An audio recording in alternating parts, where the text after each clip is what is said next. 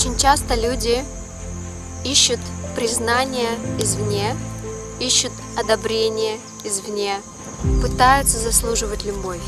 Но все это отдаляет нас от психологической и эмоциональной зрелости.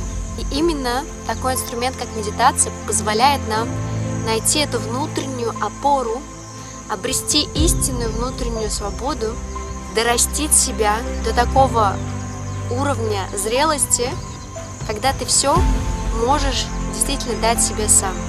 И все твои действия, которые ты совершаешь во внешнем мире, они проистекают уже из более глубинных мотивов, из искреннего интереса, из твоей системы ценностей и приоритетов.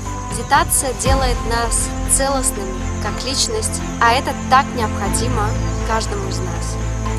Приглашаю тебя на свой курс медитации Inside Out для того, чтобы быть собой рядом с другими.